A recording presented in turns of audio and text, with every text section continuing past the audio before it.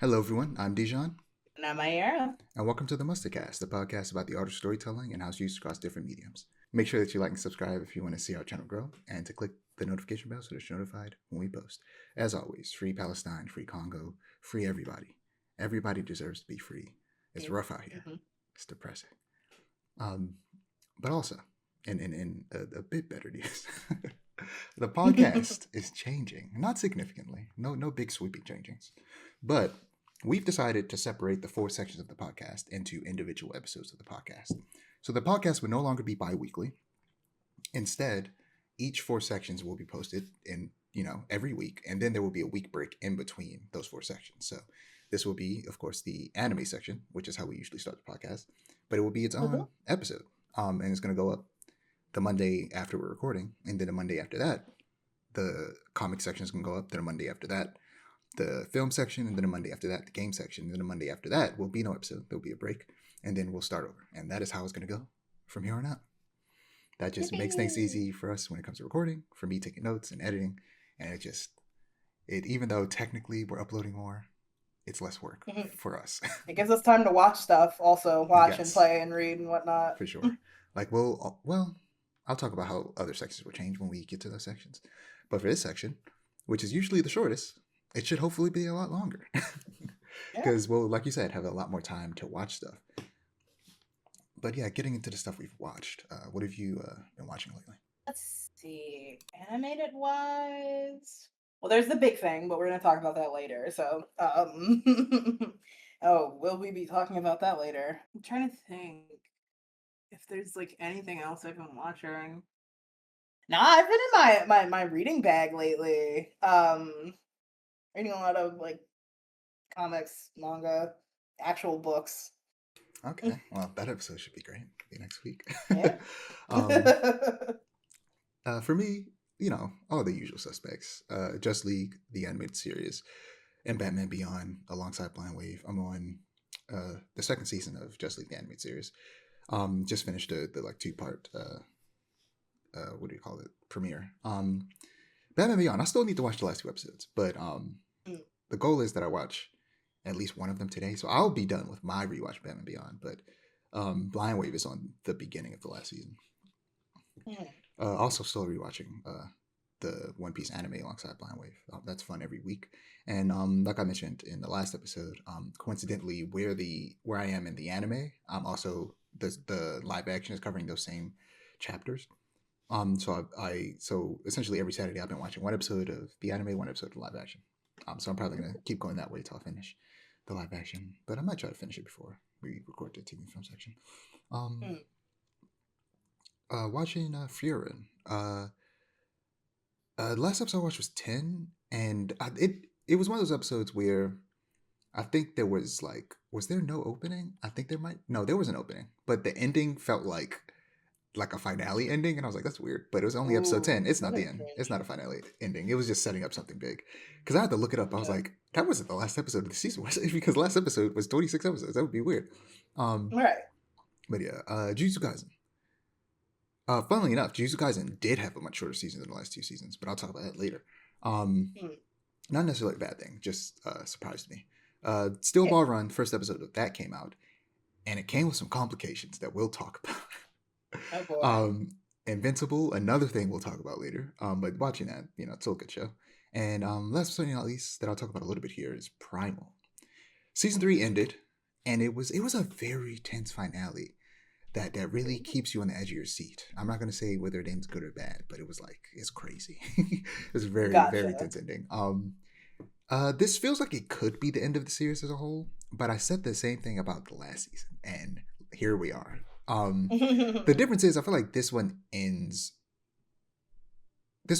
leaving more room for a continuation, whereas the second one didn't really feel that way. And then the way they decided to continue it, was kind of crazy and wild and fun. So it's like the way they continue it now is more straightforward if they wanted to.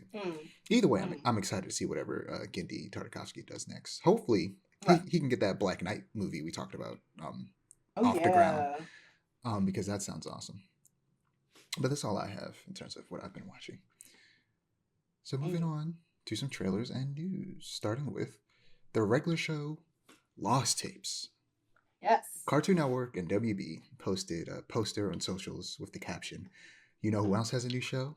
Regular show, The Lost Tapes, coming May 11th on Cartoon Network." We're getting more. Yippee! Last I heard, it was going to be on Adult Swim, and it was going to be more adult oriented. I wonder if that's still the case, or if that changed, or if this isn't that. This is something different. I don't know.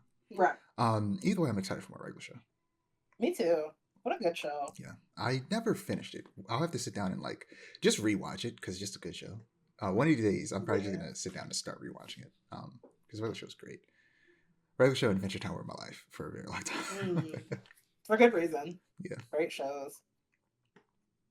We also got the first official teaser trailer for Devil May Cry Season 2, and it looks as good as the first. The first season was a bit of a mixed bag for mostly the hardcore fans due to its mischaracterization of Lady. It had some very overt allegories to the many flaws of the American government. And the showrunner, Adi Shankar, is his political leanings seem right despite how left the show is, and it's very strange. Despite all that, I enjoyed the show overall, and I'm excited for more. How did you feel about the first season, and are you excited for the second one? My feelings are on it are a little complex. It's like I get it was a fun watch, but I don't know if it was a fun enough watch for me to watch season 2. I think I would have to like really play the games. Like I don't know that much about Devil May Cry, and so like I felt like I didn't have enough stakes in it almost. So I think after I play the games and come back and watch it, I'll have more of like a concrete opinion. But like as it stands right now, it was good. It wasn't bad. I just, wasn't for me, I don't think. It's fair enough. Fair enough. I hear the first game is like brutally hard. Oh boy, I love a brutally difficult video game. The trailer itself focuses on the sibling rivalry. I can't speak today. The trailer itself focuses on the sibling rivalry between Dante and Virgil, which has been the beating heart of the franchise since it was introduced in the third game. And Virgil is my personal favorite character from the franchise. So I'm very excited to see him. He's being voiced by Robbie Damon, who I know primarily from Critical Role's latest campaign, but he's also voiced Tuxedo Mask in the Viz Media dub of Sailor Moon. And I didn't know this because I mostly watched the sub. He voices Megumi Fushiguro in Jujutsu Kaisen.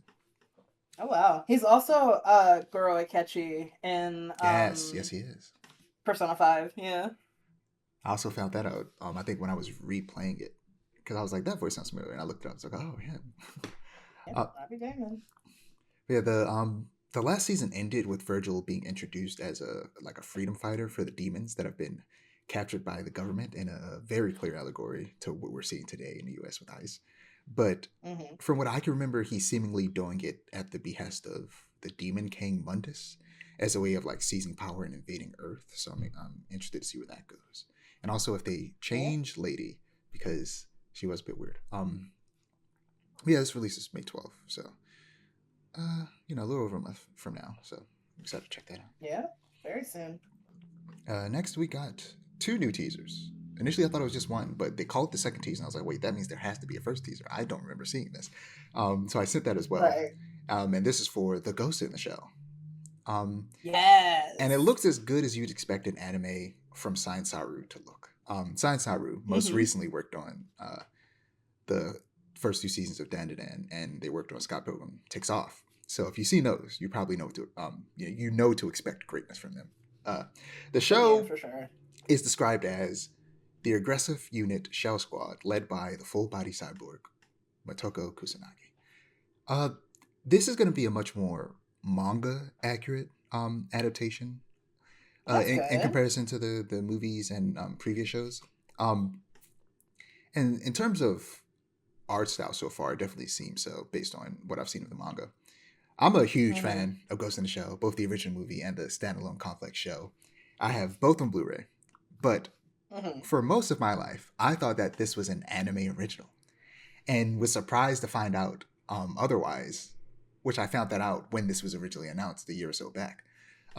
Right. Yeah, so Yeah, do you have any history with Ghost in the Shell? I was gonna say, would you believe me if I said, me, the guy who's really into Signalis and like all the themes of Ghost in the Shell, would you believe me if I said I've never seen it? Yes. I need to watch it. Well, I know I'm John, never watches anything. Um, I've been planning on watching the original movie with a friend of mine because he's really into it. And we played, like I said, we played Signalis together, and he was like, "If you liked Signalis, you would really, really like Ghost in the Shell." And I trust him, so we're gonna do that at some point. So now I really have a kick in the pants to do it because the new adaptation is Yeah. coming out. This does look really good, though. Yeah, I can't lie. they were really there with like guy who's only seen Ghost in the Shell. This is really giving me Ghost in the Shell vibes. Ghost in the Shell vibes. But yeah, Ghost in the Shell's awesome. I love that first movie so much. Seen it 1,000 times. I'm excited to see the what the original story was like. Yeah, this premieres July this year, 2026. So pretty soon. Oh wow, that's relatively. Soon. I thought it would be much later. Yeah. Especially with how much they're working on. But you know them Japanese animators. Yeah. Good luck, Science Saru. I hope that y'all get to see y'all families at some point. They're not over there at MAPPA. Yeah. But last in terms of trailers, we have Maul Shadow Lord. This trailer encapsulates everything that I love about Star Wars.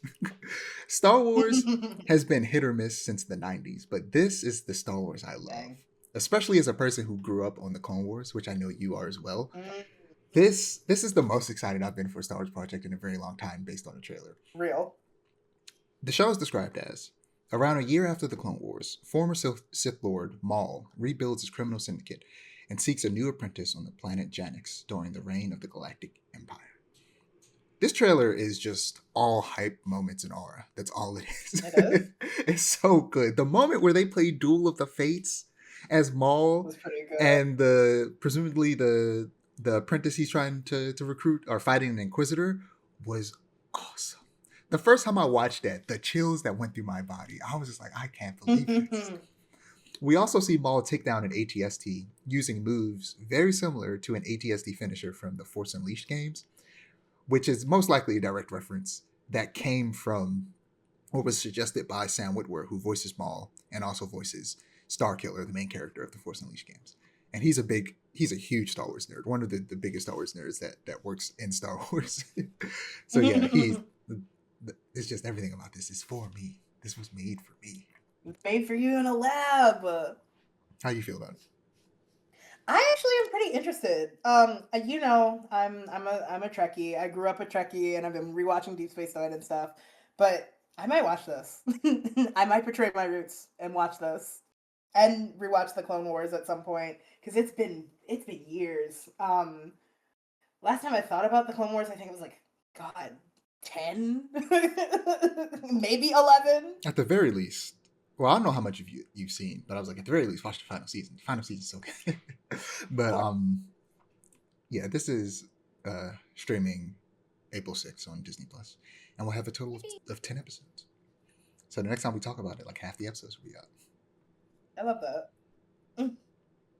Yeah, moving on to some reviews, starting with Steel Ball Run, JoJo's Bizarre Adventure Part 7. I watched episode 1, despite not finishing Stone Ocean. I'm currently in the middle of reading the manga until I'm caught up to where I left off in the anime to refresh my memory. Then I'll pick up the show where I left off.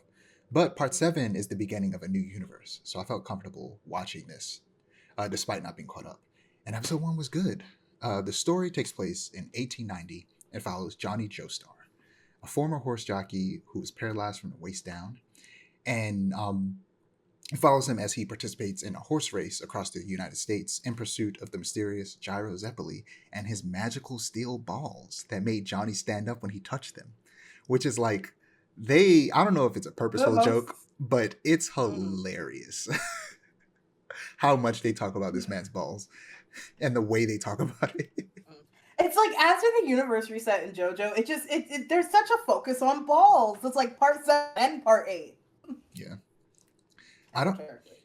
Don't tell me if you know, but I've not seen stands yet, and I'm curious to see where it goes, because I've not seen any stands yet. I won't say anything because I do know. Yeah, we got one episode almost 2 weeks ago. Why the hell Oh. should they release episode 1 and then leave us in the dust with episode 2? This is the weirdest decision I've ever seen, and there better be a good goddamn reason. They released a trailer for the second stage For the of the second race. season. Yeah, like what the hell? And it has no release date. What do you mean you don't have any release date for episode 2? I don't care that the episode was like 48 minutes long. Where's episode 2? This is stupid. What is WB Japan doing? What the fuck is going on in Shibuya? Slow burn, I guess. I don't know. Well, speaking of Shibuya, Jujutsu Kaisen season 3.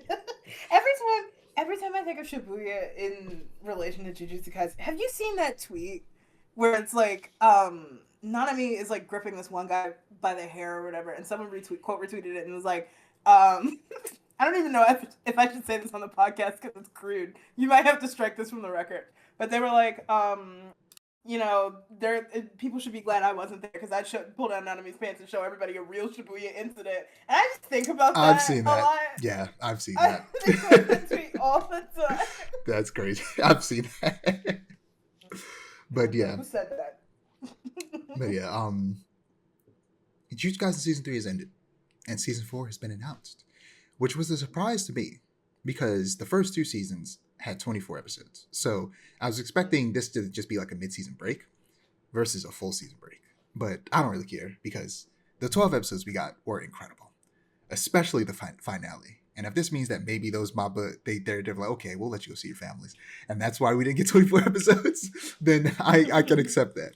Right. As per usual, people are hating on the popular anime, making fun of the fact that it's just action, which isn't true. But even if it was, the title of the show literally translates to sorcery fight. And that's what we've been getting. Some sorcery fights. This is Hands the show. Okay? Yeah, you get what you pay for. This is Fade the series. This is just all hands. That's all the show is, and it's great. And I love every episode. But in between that, we've also gotten some brilliant character moments. And those moments really put, the writing skills of both the original mangaka and the anime staff on full display. It's great. Also, I think that, for me, Jujutsu Kaisen might go down as the greatest adaptation of all time. Specifically, anime adaptation. Not the best anime, but the best anime adaptation. Because the anime staff manages to elevate the already incredible story by Gege Akutami by recreating film techniques via animation, which is just fun to watch. They condense all of the complicated rules and power systems and convey them in a much more simplified way. And they make just tons of small but necessary changes that any adaptation needs when going from one medium to another. And I don't think I've seen any anime do this better than Jujutsu Kaisen. I think the closest is probably Attack on Titan. Because Attack on Titan makes some serious changes. Because unfortunately, the art at the beginning of Attack on Titan is not very good. Like great, like it's sometimes you wonder how that got turned into an anime, and it has to be off the strength of the writing. Because I'll tell you what, the art at the beginning of Attack on Titan, it's nefarious. It's not good. It gets much better towards the end, but like at the beginning, it's not great. There's a reason why they didn't adapt his art style in the anime until the last season. But yeah, it's honestly crazy how much they pack into a single episode. If this was 15 years ago, the awesome fight that we got in the finale of this season would have been stretched out over like 10 episodes. Oh yeah. But it was all in one single episode. If you watch anything, I promise you right now, you can just watch the last episode and you'll just have a good time.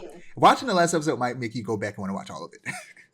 Because I started Jujutsu Kaisen a long time ago. I started reading the manga, and then I don't know what happened. Look, man, I'm telling you that the anime's. I'm not saying you shouldn't read the manga. If you want to read the manga, but the anime's just better. I think. Like I normally don't suggest that. I'm like, yeah, read the manga. But this is one of those cases. I'm like, the anime just elevates everything so much better. It's easier to understand. The animation's awesome. The story's awesome. The visuals are awesome. It's just great. Because you brought up a point. You were like, the action is way easier to follow in the anime, and the more and more I think about like why I stopped reading the manga was because I could not follow what was going on low key. It's like when it came to story beats and stuff, I was like, yeah, I'm locked in. When they started fighting, I'm like, hello? Who are these people? Yeah. There was only one fight in And it's anime like, that was confusing, and that was because they didn't have enough time to finish the animation, but they fixed it in the Blu-ray, and I'm not sure if they updated it on Crunchyroll. I think they did. And I need to go back and watch that episode and see what like updated version looks like. Because it didn't look bad before. It was basically animated in a way that was very confusing in a similar way that the manga is, but then they finished the animation and now it's a lot clearer. That's good. But yeah, next for me, before we get to the big thing, there's two big things this episode, but only in the room. Yeah, there's two big things this episode, but only one of them will be talked about today. So next we have Invincible. Story-wise, Invincible continues to be incredible. Except for one episode. But without spoiling anything. We saw a bit of Nolan's youth on the Viltrum homeworld. Nolan is Omni-Man. We saw a bit of his youth right. on his home planet, which was a new addition. We've seen a bit of that in the comic, but the way they told it was different. And it was very interesting to get more of an in-depth look at what that society of murderers was like. And the whole episode kind of just, ultimately they try to be like, it's a situation where it's like, he only knows what he was taught, but unfortunately he does a bunch of real bad stuff. And they basically just give you just a little sympathy, but not a lot, because at the end of the day, they're just horrible. The show also continues to flesh out the side characters, especially the woman. And in that episode I was just talking about, we get a lot more of one of the character, Alan's partner. We get a lot more of her. And she's just a much more interesting character this time around. They've also greatly expanded on the character Titan, who's voiced by Mahershala Ali, and the underground criminal organization that he's a part of on Earth in Invincible. And that's also been a fun thing to see them just flesh out more. But the most recent episode, as of recording, episode 4, titled Herm, was lame as shit. It was the biggest change the story has seen from the comics since it's adapting a storyline that Kirkman never got to add in the comic. And maybe that was for good reason, because it was ass. Damn. Now, people online are assuming people hate it just because it's filler, because it's 100% filler. But it goes so much deeper than that. First off, like I said, it was boring. It was slow and not remotely interesting. Bad filler is a completely different beast. Also, we've talked about the animation in this show is lackluster, to put it mildly. But that animation in this episode was like 10 times worse than anything else in the show. Ooh, but here's the thing: whenever the animation gets bad in the show, that means the animation in the next episode is going to be way better, because this is how they try to save their budget for the big moments. That's so funny to me. Yeah, but to do it that way. Yeah, it's weird. But secondly, we only have 8 episodes. Yes, they're 45-minute episodes. 8? This season, period? Every season has been 8 episodes.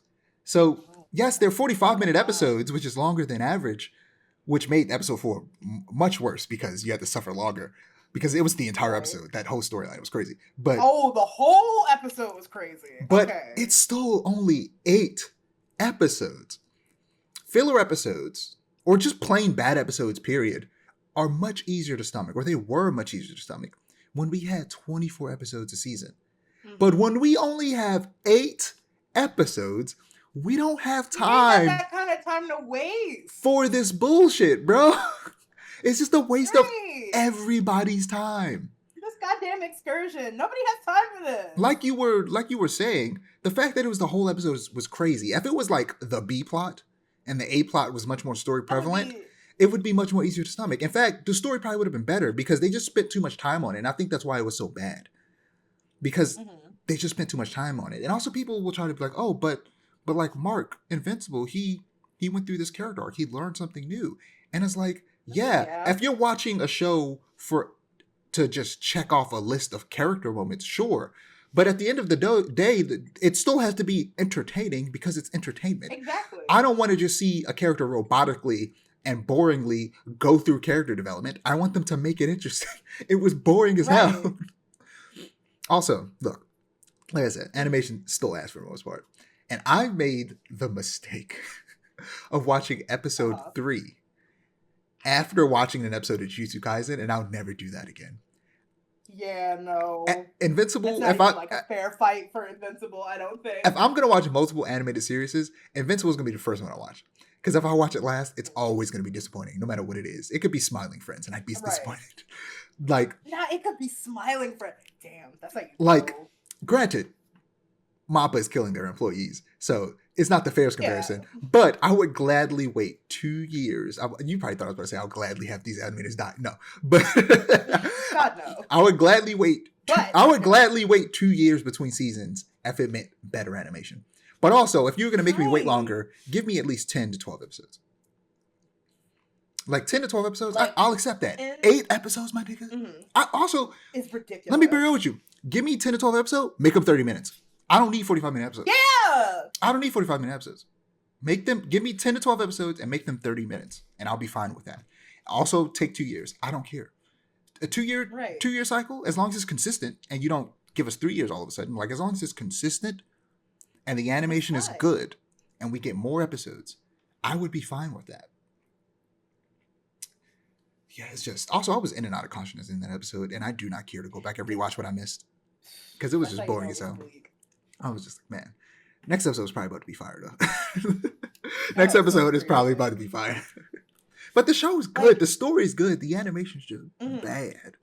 It's just questionable. And that makes it sad. Because it's like, everything else is so good, but it's bogged down by the animation, I feel like. And they keep spending so much money on these celebrity actors. We don't need them. Just get voice actors. And they got Grey Delisle doing like 5 different characters. And you know she's not getting paid as much as Sandra Oh. Oh, yeah, definitely not. As if Grey Delisle is not like the backbone of the industry. Like, I think we heart Grey Delisle. Yeah. But yeah, getting into the big dog. Trigun Stargaze. So we're just going to start with full-on spoiler alert. We're spoiling everything. Initially, I was going to try and tell you to maybe try not to spoil me on the ending, but I don't care anymore. Because I haven't read the last 2 volumes, but at this point, I don't really care too much. I will do my best to keep spoilers for the last 2 volumes to a minimum. Okay. For both your sake and the sake of the viewers. But just know. But I'm definitely more motivated to actually finish the manga now that I finished the show. And I might grab the deluxe editions. But yeah, we're going to be... I wouldn't do that. Going full spoiler discussion on Stampede, Stargaze, the 90s anime, and the entirety of the manga. So you have been warned. But yeah, I might... Because I have like half of it. Not half of it. It's not half of it. Like a quarter of it digitally. Got you. So you're thinking about biting the bullet and just buying the full thing? Or like buying the... Like after... Because I haven't even read all the ones I have digitally. Like buying essentially the omnibus after where I leave off. I think that would be a good idea. Buy the omnibus after where you leave off if you buy any piece of it. Because like I said, I have my issues with the omnibus as well. What are your issues? Let's talk about it. So first of all, the translation is completely unchanged. And that would not be an issue if the Dark Horse translation did not have like many glaring issues, even beyond like mistranslations. There's like blatant typos that they just left.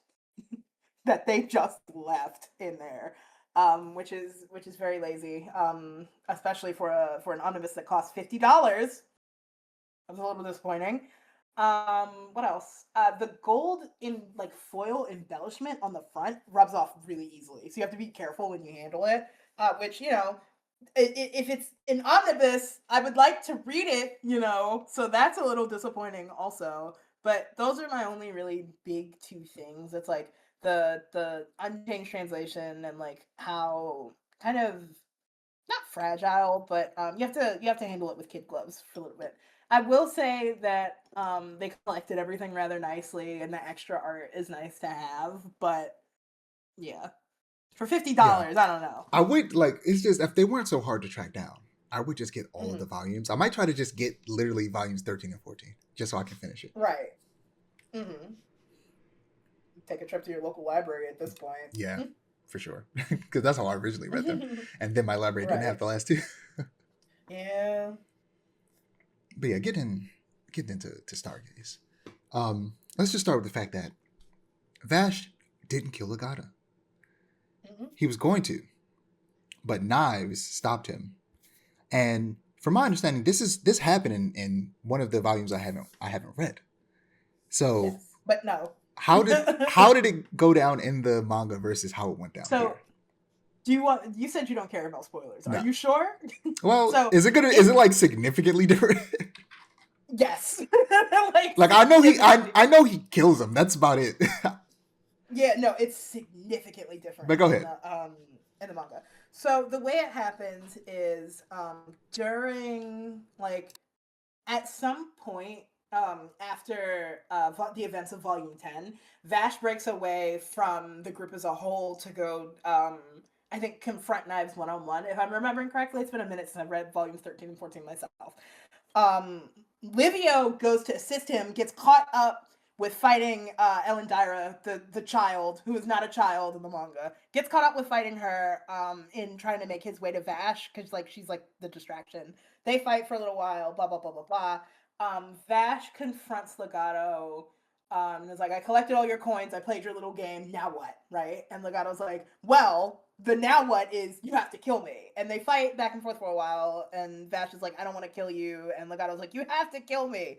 And eventually Livio makes his way back to Vash and gets like caught up in a trap set by Legato. And Legato's like, you have two options, right? You have two options. Either I kill Livio and you live with that blood on your hands, or you kill me and you live with that blood on your hands. Either way, like someone is going to die in this situation. And Vash chooses to kill, like makes the choice to kill Legato because, and this is a direct quote from the manga, he couldn't let Wolfwood's sacrifice go to waste. Wolfwood died to keep Livio alive, and so like his sacrifice was that important to Vash that he would break his tenets for it. So, needless to say, the Stargaze version is very lackluster in comparison. Doubly so because they set up in Trimax this idea that like Legato is the only human that Knives won't kill at all. Period. And to have him kill him in Stargaze is like just a spit in the face of like what both those characters stand for. It's absurd. So I just got distracted because I opened up the Dark Horse app to like check like what volumes I had, just to get a notice saying, oh yeah, this app is about to be gone tomorrow. Oh. So download the books. Otherwise, if you don't download them, you just won't have them anymore. That's crazy. So fuck Dark Horse. Like what the hell? Yeah. I'm just have to make sure that I keep these downloaded and don't make mistake and delete them. Okay, I have all of them downloaded because I have, you know, the both of the volumes of Trigun and then the first 5 volumes of Maximum. There's a really good fan retranslation floating around there. That's really good. If you're interested in that at all, I will say. I'd be interested. I'll send it to you. I have the link. But yeah, essentially, there was an ultimatum. He made the choice. Yeah. And yeah, it happened. And it's a big thing. Like we keep talking about, they refuse to make you feel sad or make the characters feel sad. They don't want anybody to feel sad. And it's like, brother. That's the whole point of Trigun. It's a story. Let people feel things. I think the worst part about like the fact that they won't kill off anybody is that they set off Stargaze, right? All the marketing for Stargaze was themed around this idea of live and suffer, live and suffer, live and suffer, right? And I thought that meant that they were going to go harder on the death. So it's like, oh, it's going to get real fucking sad. No. No. Yeah, it's very, very, very disappointing. It's extremely. It's crazy. But it's just like, yeah, what are you gonna say? How you fuck it up this badly? Like, I just don't understand how this happened.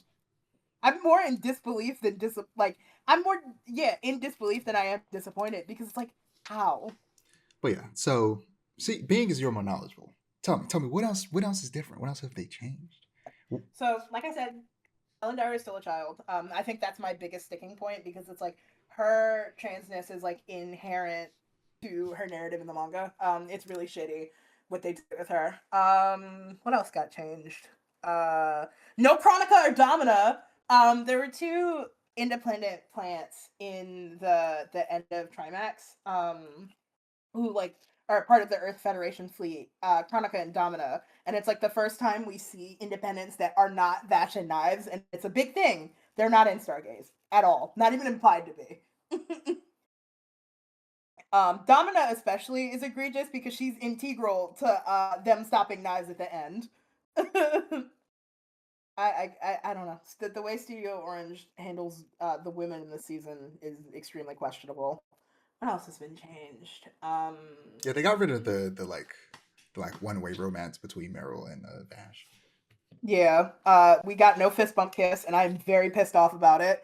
That is like one of my favorite panels in the manga, and it's not in here, so that's fine. Oh, the circumstances of Vash's hair blackening completely are also extremely different. Very different. Very different in all the worst ways. Um, that's all I can think of off top that's like egregious. There's like little things here and there. Oh, something that they did that really pissed me off, in Stargate specifically, is I don't know if you remember that scene from episode 12, where Livio and Wolfwood are like running away from the Earth Federation's beams or whatever. And they run into this woman and these two kids. So that woman in Trimax was one of the girls in at the orphanage when Livio and Wolfwood were staying there. Like they grew up together. And in the manga, Livio has like a brief break where he saves her kids from certain death, and they give him like his new outfit that he wears for the rest of the manga. This, of course, does not happen in Stargaze, but they still reference her. They still reference her, and I just about flew off the handle about that. That was fun. Yeah, just them forcing everything into 2 12-episode seasons just didn't give them enough time to make any of this pay off. Because of that, Right. the ending just feels hollow. Because Yeah, it's like I don't okay. feel like anything really happened. Right. Like, I feel like they just went from major plot point to major plot point. There was none of the smaller stuff that builds up to that really makes it Right. worth it and makes it meaningful. And we And needed that's that. We like this needed to be 4 seasons minimum. And a movie, honestly. Like if we're really gonna like do, I feel like what all the events of episode 12, so I guess all the events of volumes 13 and 14, honestly only to me could work in movie format, because like it just, the episodic nature of it doesn't really work, because it's like you lose all the momentum of the ending by putting it into episode format. And then like that's not to mention like you miss out on so much by like limiting yourself to only 12 episodes. And it's really frustrating because Trigun is long. Trigun is a long manga. It's like 14 volumes, but then the chapters in those 14 volumes are long. So it's like they really, really rushed it for no reason. They didn't have to. Yeah, and I'm still mad that we didn't see Ride. Why? Give me my West my cowboy samurai. And I think the part that really pisses me off is that Ride is actually important to the plot. He's like really important because Ride in the manga serves as like the first vessel for Vash to start questioning his morals, and it develops his and Wolfwood's and the girls esoterically also. Like it develops their relationships more because it's like Wolfwood says something to him after they fight, and he's like, "What, you won't always, like, you can't save everybody. Someday you're going to have to make a choice," and that just didn't come across at all in this, and that makes me sad because that's a really important part of Vash's character development. It's like someday you will have to make a choice, but not in Stampede or Stargaze land. It's just it's just rushed. Plain and simple. Plain and It's just simple. rushed. Like I'm not. We've talked about it. We're not the biggest fan of the art direction. Not even the art direction. Specifically the character designs. the And designs. Oh my god, what character designs? Nobody changed. like Meryl did, maybe, if that. like like just in the series as a whole. I mean, like they just Mm-hmm. kind of suck out all of the character. Like Wolfwood's the same for the most part, but they make his shirt gray for some weird reason. Just to be different. Like, why? Just have it be white. Right. Also, I feel like they just dulled, like they took the contrast out of his entire design because his cross also is like mostly black, and like Yeah. they removed the white, and I'm like, That's the it's whole skull themed. point. It's so like I think my biggest problem with Stargaze is that it leans more sci-fi than it does cowboy, or like it leans more space than it does western. When the Yeah, manga and 98 and Badlands Rumble all lean way more western than they do space.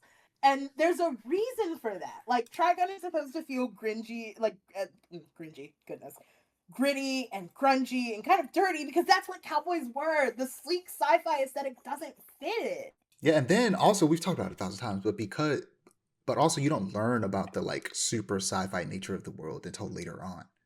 Right. You don't learn like the origin that these people are originally like they're descendants of people that are from Earth that left Earth because Earth was destroyed through Destroyed. just negligence, and now they're trying to find paradise, a new planet to live on. Also, I really, really, really, really, really, really, really hate how they made the narrative all about knives. If that makes sense, like that sequence between them at the end where Vash was like, "I'm so sorry for not being there for you and not understanding you," and it's like, what? That's the problem here. That's the problem in the manga. And I think the way to like sum it up really, really succinctly is like comparing what Rem says to them, or what Rem says to Vash before the big fall happens in the manga and in the in Stargaze. In Stargaze, she goes, what was it? It was like um don't leave knives on his own or something like that, right? But in the manga, she says take care of him, right? Which is much more vague, A. And B has the implication of like, yes, look after your brother, but also make sure that he doesn't go fucking nutso crazy and kills everybody. Or like, because again, this is another big difference between the manga and Stargaze. Knives is sensitive. Knives is a very sensitive little kid. He's the crybaby in Trimax initially, and what makes like his character compelling in the latter half of the manga is how that dynamic flips, where Vash becomes the crybaby and Knives is the cold, calculating one, right? And it's just, ugh, it's just But gross. instead, It's just, they have him be like a creep the entire time. It's like, he's so weird. He's so weird and creepy. I really don't like that. Like, there are themes of like emotional incest in Trigun Maximum, especially between Vash and Knives, but like it doesn't even come off as like themes of emotional incest. It just comes off as incestuous between them sometimes, and that really gives me the ick. Did you get that at all, or am I reading too deep into it? Do I you know think? it's been around since I read it, so I can't really remember. Because like when I think about it in Trigun or Stargaze and Stampede by extension, initially, like the whole bit with Bash impregnating their sisters, that was weird. That was really weird, and I wish we would talk about that more. Because the hell was that all about? Yeah, I gotta reread it because I don't remember that. It didn't happen in the manga. That was a Stampede exclusive Oh, that was change. Stampede exclusive. Okay. Yeah. I don't know. It's just Yeah.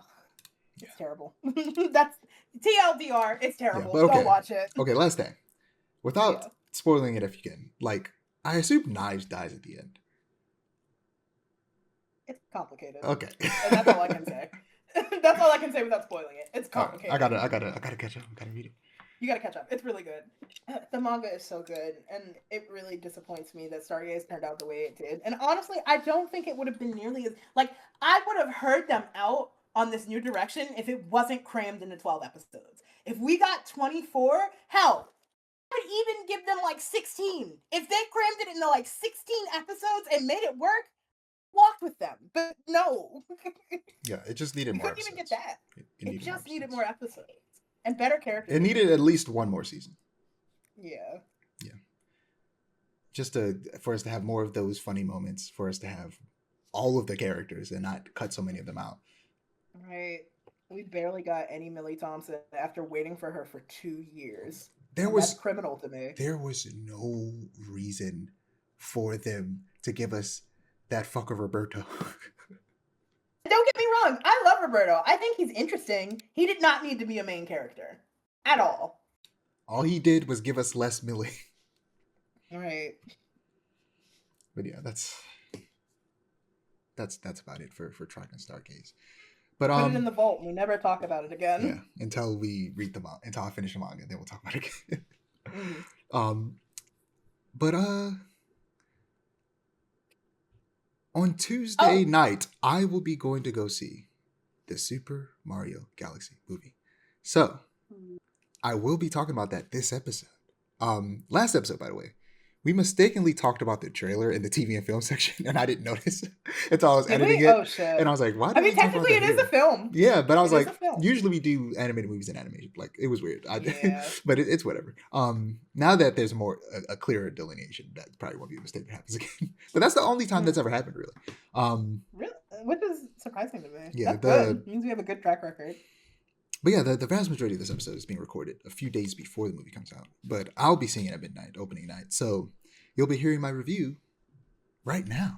We're going to review the Super Mario Galaxy movie. And to do that, I brought a guest who has been on the podcast twice before. And the last time we were on the podcast was actually to review the very first Super Mario movie. Say hello to Kira. Hi, I'm Kira, an aspiring voice actress, and you can find me at Takira Voices on Instagram. Cool, all right. So we're gonna start off spoiler free. And it was a fun movie. And that's about it. It is the textbook definition of a theme park ride movie. It was a fun experience, but nothing particularly interesting or meaningful. With that said, though, it was, a very fun and gorgeous ride. Illumination always hits it out of park in terms of animation, and this is no exception. What are your spoiler-free thoughts? I concur with your thoughts about the movie. I think that it was a fun movie, just in general. I think that, like you said, gorgeous visuals. I think that it follows a lot of the criticisms that the first movie had, um, as far as different things. But the music was really good. I think that, just visually, it was a nice movie, and just as a movie, I think it was pretty good, and it was a fun movie and a fun ride.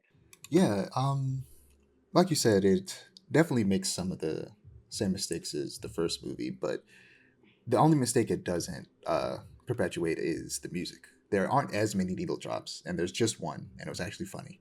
And the rest of the music is just, a combination of Mario music and original music composed by Brian Tyler, and the music is actually really good. Yeah, definitely, I agree. I found myself on one of the very rare occasions for me listening to some of the soundtrack after watching the movie, because it's just between different things, it was really good music. Yeah, getting right into spoilers, because there's only so much you can say about this movie without spoiling things. Oh, absolutely. So I hate to start negative, but the thing that holds this movie back for me the most is the fact that it's not really a Mario Galaxy movie. It is not. I should also preface, I should have said this off top, but you're probably the biggest Mario fan I know, so it's perfect to have you on for this initial review. And to quote Blessing Adeoye Jr. from Kind of Funny Games in a review of the movie that they did yesterday that I watched earlier, he said, "It doesn't feel like playing Mario Galaxy. It feels like playing every Mario at the same time," which is very similar to the first movie, which I think that works for the first movie.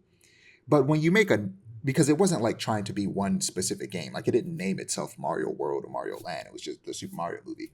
So it makes sense that was a hodgepodge of all Mario, and it was the first animated, big budget Mario movie. So it made sense. But when you're gonna make a Mario movie and you specifically call it Super Mario Galaxy, you expect it to follow Super Mario Galaxy. But they just decide to jam pack a bunch of stuff together that it was just a fast paced thrill ride full of Easter eggs and not really any substance.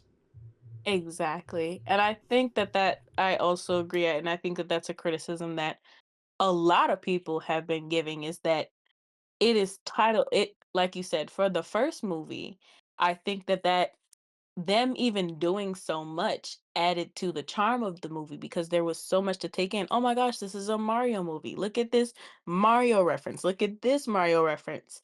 Whereas if you are calling it a specific brand name movie, something that everybody recognized, it feels like they called it the Mario Galaxy movie just to bring in people for the sake of nostalgia, to completely ignore and almost kind of ridicule the game, um in a way that just kind of just goes like, "Hmm, we're calling it the Galaxy movie, but it has these elements of Galaxy and that's it." There wasn't even very much like playing around with gravity except in one section. It was very strange. Absolutely. Nothing proves that this is like not really a Mario Galaxy movie, more than the fact that Fox McCloud had more screen time than Rosalina. And I love Fox, okay? I'm glad he's getting more attention. And if rumors are to be believed, he's probably about to get a new game. But why was he here so long and So Rosalina so little? I also hate un that Nintendo spoiled the fact that he was in the movie via a social post with a full image and announcing that he would be voiced by Glenn Powell. Why did they do that? Why did they ruin what would have been such an incredible surprise? They should have saved that for next week. and like I feel like I know you, if they had even announced him and not even announced his voice, I feel like you would have recognized who his voice was, because I wouldn't have. But for sure, I think that keeping his voice actor even secret, even if announcing him and keeping his voice actor secret until we heard him, I think that would have been just as much as a surprise as just not announcing him at all.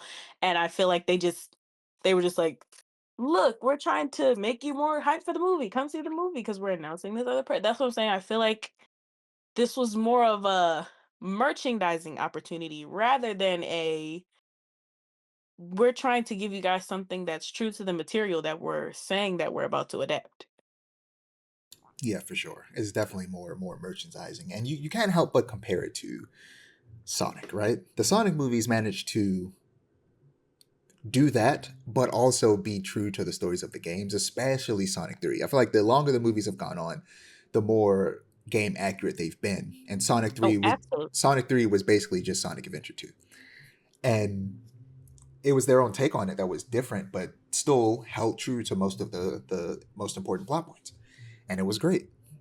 And And what Sonic has done is something that I think that Illumination and just the whole team on the Mario movie has not done. And they have listened to the criticisms and improved upon them time and time. But also, they have found a way to make a story different while also staying true to the material. I think there are many implements of the Galaxy movie that could have stayed true to the Galaxy game and also have been different from the Galaxy game as well. And I think that's one thing that they do. And like you said, you can't help but compare them because they're two movie adaptations, even though they have different styles. One is live action, one is an animation. And I think that it being an animation gives it more of a freedom than a live action movie. And it still feels like they're missing marks that could be made.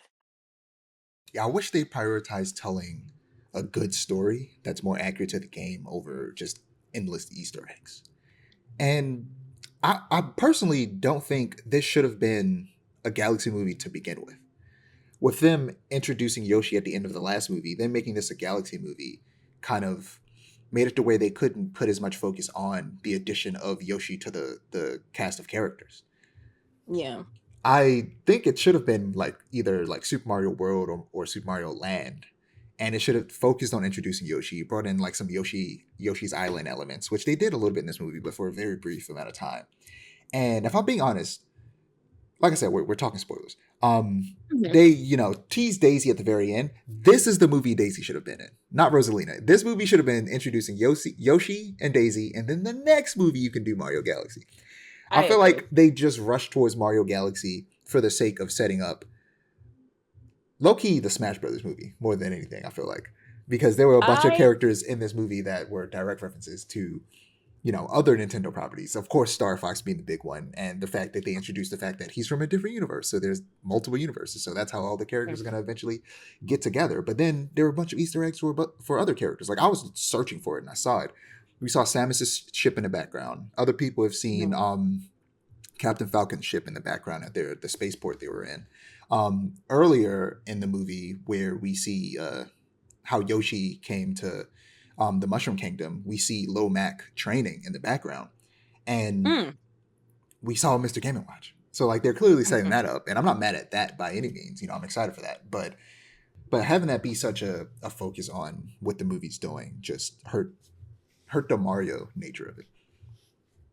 And I also think, and it recently came out, I think it's that, but I also think, like I said, going back to my point, that it's a merchandising option. Shigeru Miyamoto, the daddy of Mario and them, recently came out in an interview and said that he did not see Mario for all of 40 years. Mario's 40 years old this year, by the way. And he said that he did not see Mario as anything more than a merchandising opportunity rather than as a fleshed out character. And it wasn't until the movies that he started to think that Mario was a character, which I think is so interesting, that you did not see the character you created as nothing more than a a chance to basically essentially a symbol. And I don't even want to compare it to Mickey Mouse, because even Mickey Mouse is more fleshed out than what essentially they have done with Mario. I don't think that this movie gave Mario, who the movie is named after, any kind of character development whatsoever. Yeah, no, not at all. And also, I mean, just talking about characters and development. Uh, if I were to suggest changes to the story that would have made it better, I would tell them to play around more with the contrast between the familial duos of Bowser and Bowser Jr. and Peach and Rosalina, and how the different forms of abandonment they felt affected them. I feel like that could have been a very Mhm. interesting storyline. Also, Bowser should have just been evil. The weird flip Yeah, flopping character arc they didn't really work for me, and isn't necessarily something or I think anyone really wants to see from Bowser. I would not at all. I would have heard if his arc was just about being a better father, and he's still a bad person, but he wants to be a better dad to his kid, who he's grooming to be an evil overlord, just like him. And I think, unfortunately, the reason for that is the best aspect of movie Bowser, and the worst aspect of movie Bowser. And I believe that that aspect is Jack Black. The reason he did that is because they wanted to be able to use Jack Black in a comedic way. But it didn't come off as comedic, it just came off as annoying and just overbearing in a way that it was just out of character for Bowser as a character. I also think we should have gotten another Bowser song. I thought it felt like they were queuing it up at one point and then they didn't. I was like, let him sing again. I think if they had something they could have made a Bowser song about, then sure. I mean, they could have made a song about him being a better dad. But another character that did not none of the characters really, in my opinion, got much character development, and Bowser is another one. I think that they are all guilty of no character development besides I think that maybe Bowser Bowser Jr. Bowser is the only character that had, well, him and I think Bowser and Peach were the two characters that actually had development. He actually did learn to be a better dad. I just don't Okay. like the way they told that story. And Yeah. Peach didn't have development as much as she learned something new about her past, which is Yeah. controversial. Which is the Is. fact that uh, her and Rosalina are sisters. Me personally, I don't think that is a bad idea. And you kind of came around to it towards the end. But the thing we both agree is weird is they claim that they were both just born from the stars. What does that mean? What do you mean they were It born doesn't. from the star? Why not just make them be from Earth? Here is my issue, and I've seen different perspectives on it, and my issue is that Rosalina in the games has a very fleshed out story, much more fleshed out than probably a lot of Mario games. There are a few Mario games that have pretty decent storylines, but Rosalina in a mainline Mario game has a very fleshed out story. And they did not take aspects, not even the whole story, but aspects of the story at all and put it in the movie, or at the very least take some kind of motivation and give her and Peach a fleshed out story. It was quite literally explained as they were born from stardust and she dropped Peach in a pipe because some unknown danger came after them. And that is the story, the end. We never hear anything else about how Rosalina came to be with the Lumas or anything like that. It's just as simple as they are sisters because plot.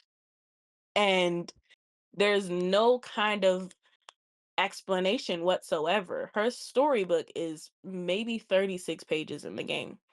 And in those 36 pages, they tell an entire story of her life from beginning to end to how she even got to the point of being with the Lumas, whereas her story in the movie is I don't a haiku maybe? It's Like, yeah, simple as like, yeah, if the like it's just movie actually just was more focused on being more true to the story of Mario Galaxy, they could have integrated Peach into that story and actually had the yes, movie be about that versus nothing. The movie was about nothing. The movie yes, didn't. It really was about nothing. It was just Easter eggs. It was just a roller coaster ride. That's all it was. There was no absolutely. substance. There was no emotion. There was no lesson to be learned. The little kids aren't learning anything from this. Now you can tell this No, movie is paced for kids with short attention spans. It absolutely. And I think that one thing I found myself that's why I said I left and I seen it twice actually, same day. And I think one thing that I left both times is underwhelmed because there was quite literally nothing to grasp on as far as the story. It was simply a movie, the end. And that's why even my spoiler free review is it was good for a movie, but as a Mario movie, as a Mario Galaxy movie, it didn't feel like there was nothing to say like, wow, if this was the only adaptation we ever got from Mario Galaxy, I'd be satisfied in life. yeah. So to kind of wrap this up, I want to talk about where do they go next from this, right? They at the end they tease Oh yeah. Rosalina, right? The problem is because these movies are such a hodgepodge of everything, them teasing So Rosalina means nothing. That does so not give let's us an let's idea pause. Let's of where pause. the story is going in the You have slightest. said Ted they teased Rosalina twice. They teased Daisy. Oh, I did say Rosalina. They tease Daisy at the end. Um, and that means nothing. It means nothing because it No. doesn't mean that now they're going to do Super Mario Land, the game she debuted in, because Hmm. they introduced Yoshi. They didn't do Super Mario World. So it's like it means nothing. Or Like even Yoshi's Island. Like they gave no reference to it nothing means Yoshi related. it means nothing that they introduced her because she's probably going to go the way of Yoshi and not really matter. And if I had to guess, they're going to call it Super Mario Odyssey. It's not going to be Super Mario Odyssey. And it's going to be another hodgepodge, assuming they don't actually listen to people this time. And if I had to guess, the villains are going to be Wario and Waluigi. I Mm. feel like it's about I time. as a concept, I think that that could be interesting. As a Illumination and Mario movie track record, no. I think Wario and Waluigi as villains is a really good storyline. If they gave it some kind of semblance, I think even adapting Mario Land with changing them as the villains would be an interesting storyline. Which But makes do I sense because, that's where Daisy also debuted. And it's like, are they going to actually yeah. do that? Or are they going No. to be weird? I think that Illumination, Nintendo, I think not even Nintendo, because I don't think they have much of a hand into it. I think that they're leaning a lot on Miyamoto. And while I appreciate Miyamoto for giving me probably one of my favorite characters in ever in life, I think that he needs to go sit down. I think they need to go find somebody else on Nintendo to reference, to give this movie essentially a bone. It is literally, quite literally, a sack of flesh, and it does not have a bone in it. And I think that's what the movies are missing. And I think that that's what they need to do with the next movie. They need to sit down and really listen to what their fans are saying and what they want.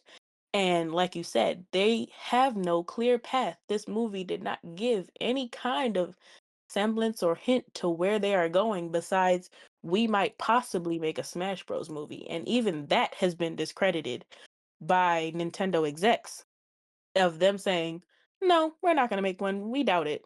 So They're lying. They like I, money. They're I gonna I make a agree that Smash they're Bros. lying. movie. I think this movie very much said, "Hey, we're making a Smash Bros movie and we're throwing it in your face, but we're going to tell you that we're not." Um, but I definitely think they need to sit down and go, "Okay, this is what our fans want. Let's actually look at the criticism. Let's actually look at what we have done so far and actually listen to what people are saying, listen to what even their own cast is saying." And really do a movie that has some type of cohesive storyline. And that's the issue with these movies. They have no type of cohesive storyline. It is quite literally merchandising movies. Let's find a way to put out Mario merchandise. These are not the games. You can't just bullcrap a story and still make an amazing game and people are still going to like it. A movie has to be interesting in some kind of way for it to be a good movie. Exactly. The story matters in the movie because with the game, the gameplay trumps all. As long as it's fun to play, Exactly. the story doesn't matter as much to most people. But with a movie, the story is everything. Exactly. And Galaxy as a game in general is just it's simple as Mario running around jumping through places spinning around. The biggest thing that holds it together is it's a fun Mario game and that it has Rosalina's storybook so it has a bit of lore semblance. As a movie though, no, there's no kind of backbone to it because they're trying to make it like a game. It's not like a game. Yeah, I want to hope that with the Zelda movie coming, I believe later this year, that they actually that Miyamoto doesn't just see Link and Zelda as as I marketing hope material not. and actually tells a proper story with them. And it seems that way. So hopefully that isn't just Easter eggs, and they Mhm. actually make a good story and like pull from one or even multiple of the games and just tell an actual proper cohesive story that makes you feel something, it teaches you something, and it's good. Mhm.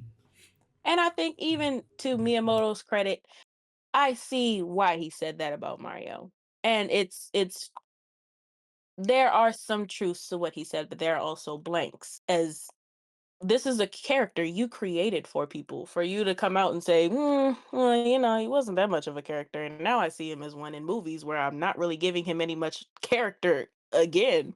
It's like,